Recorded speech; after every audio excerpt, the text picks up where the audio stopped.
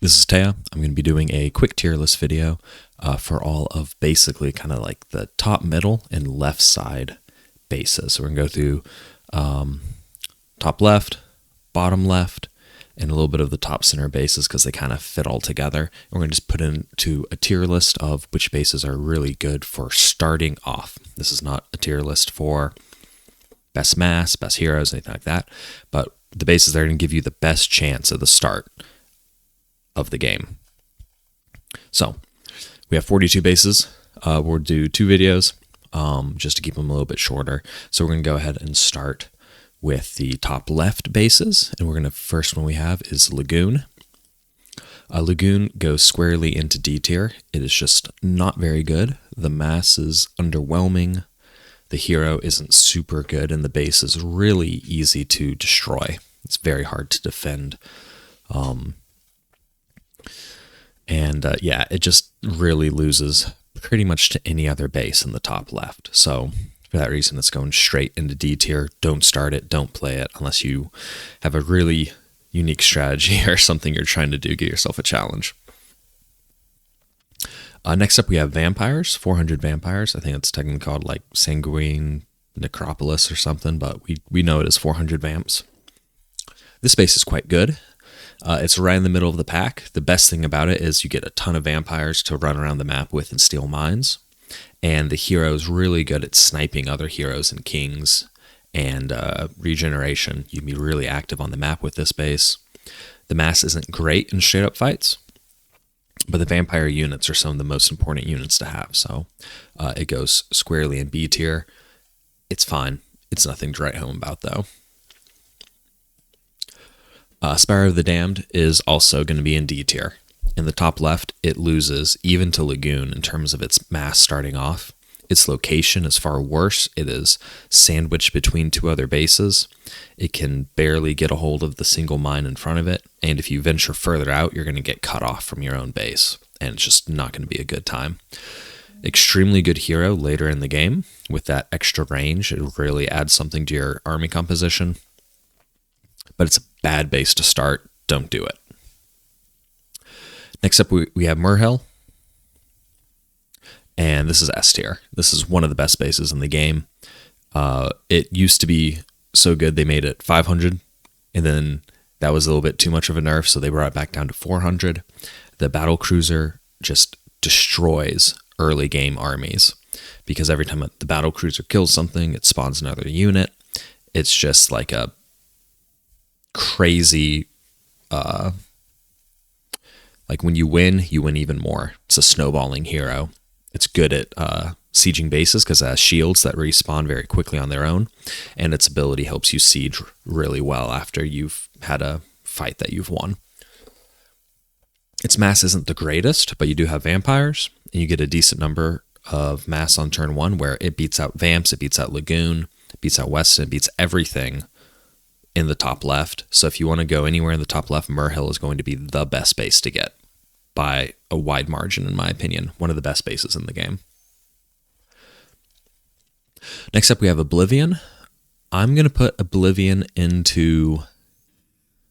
I almost want to put it in C tier. I'm going to put it in B tier because it is fine.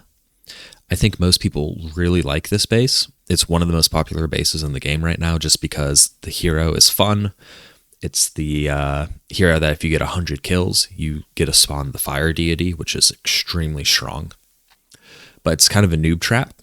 It's if you lose Vorak, you basically lose the game, and it's really hard to play.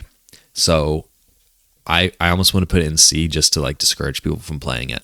But it's gonna go into B tier just because the hero is extremely strong, but it does get beat out by Murhel. Weston C, it would be D if its location wasn't so good. Its defenses have been buffed a bit. It basically owns that mine to where if there's not a Oblivion, you're going to get that mine for free. Your mass is really bad though. It eventually gets really good, especially at level 5, but starting off you spawn like a single unit. And it's so hard to control mines with a single unit in this meta with how you need to control them. And it's really tough. It's not a good base. It's going to be beat out by most other things. Like even Weston versus Lagoon. Lagoon actually has better mass than it. But Weston just does get much stronger later on, so it's kind of good to pick up quick. But it's going to be solidly in C tier. Another popular base that is just not very good. People need to stop playing it so much as a starting base. Next up, we have Iron Mountain. This is going to go in A tier. It's very strong. I think it has the highest HP amount of units spawning at level 1 than any base that's 400 or below. Super tanky. You get a hero at level 2, and the hero you get at level 2 is supremely good. And the units you have are very good at destroying buildings.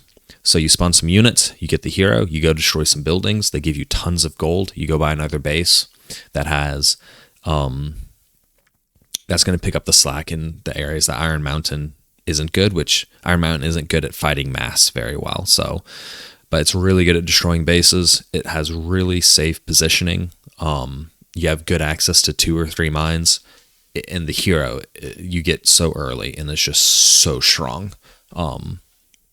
It's really easy to play as well. More people should be playing Iron Mountain, but they don't because it's not popular for whatever reason. All right, that is pretty much the top left. We're going to go a little bit to the right of that. We're going to do the 2 dwarf bases, and starting off with Castle. Whitereach Castle. It's a 500 dwarf base. The mass is incredible. It's a 500 base, so just because of that, you have to kill 2 hogs to get it, which makes it really hard for new players and really hard to, keep growing quickly because you don't get a hero till level 3 and you have no money starting off. So you're going to get bullied by bases that get heroes quicker than you. Good mass, good location, really hard to get and play well. It's a 500 base. I wouldn't be buying it first. So it's going into C tier. Whitereach Mines, though, is the one right next to it. It's the 300 dwarf base. This one is S tier. This one is so strong. Such good access to mines. You know that people aren't typically going to buy Castle because it's a 500 base on you. Your mass is dwarves, so it's quite strong. And the hero that you get at level 3 is so strong. It has a great ability for killing mass, and it does splash damage to units, and the bonuses are against jungle and air, which are going to be your biggest competitors, basically. Extremely good base, super underrated. People need to be playing mines more. It's not as easy to play as Merhill, but it's incredibly strong, so you guys should be playing it. So this is the top left in terms of if you spawn there, these are kind of the bases you probably want to be going for, top left and top center. We're going to go start working our way down to the bottom left. Ogre Outpost basically sits in the middle of the 2 areas, and it's going to go at A tier. It does lose to Merhill, but it beats everything else around it. Its hero, just like the mines, is very good. It has a speed boost that can chase down dying units and kings and heroes. It does splash damage, so it's great for mass fights. Your mass is tanky and does quite a bit of damage, and you spawn a lot of it. You also have access to trolls, which are the best mass in the game.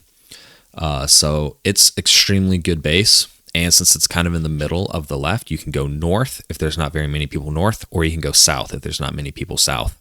So it's pretty flexible, and it's surprisingly a hard base to kill. It has the dark turrets, which are much better than the cannons. So it makes it a lot harder for a lot of bases to kill because there's not as many units that do bonus damage to those buildings. Square into A tier. Working our way down, we have Outpost X. This is C tier. The mass is really bad. The hero's fine, but the other heroes in the area are just better and just have better mass with it. Outpost X has a decent positional advantage, and there's some niche cases of why you would want to buy it, but the units just aren't good enough, I think. And I just never see an Outpost X. Like, Outpost X doesn't really have any good abilities to kill other bases or other heroes. There's no slows, there's no AoE really, or there's no like bonus damage to buildings, and there's not enough mines that Outpost X can control, even if it is winning mass fights. So it goes into C tier. it's not very good. I'm going to put my roll into B tier. It actually could be A tier very easily, and there's a small chance that it could be S tier. This one, we really have to play a little bit more and see. The Reavers now outrange turrets. The mass is still pretty bad besides that, though. But you can eat other bases pretty easily, which is going to make some people super frustrated. But you spawn so few units that it just feels like it might not be able to be A or S tier. So you're not going to really control mines with it. But you will be able to kill some buildings, which might even be better. But until it's played more, I'm going to put it square at B. It's not an easy base to play, but you could do worse for sure. All right, next up we have 400 Erd. This is going to be... I'm going to put this in C tier. And this is going to be kind of the standard or refrain, basically, in the bottom of the map. Bottom left of the map, there's only one mine down there, so there's not very much money. Erd's a great base. It's how you get Earth Deity.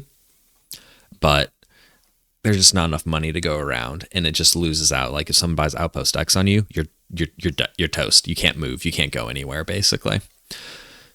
Next up, we have Enlil. I'm going to put at B tier.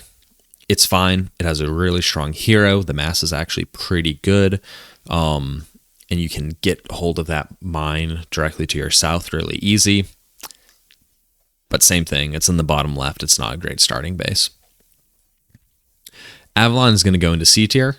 If this has like the best hero in the game, that's not a deity, but it's a 500 base. So starting it is really hard to do. And yeah, it's just too difficult to play, I think. So players should avoid it if possible, but get it as a third base. Maybe it's really strong. Ogre Crest is the only one in the bottom left that's going to get an A rating. It seems to beat out the other bases. It's really good against like Ogre Outpost and Goblins and stuff because of the Ultralisk. But it's still just... It's not good enough to be S tier, but it does seem to bully the other bases, and you have some ability to like tank damage and kill bases with it, so it's pretty decent.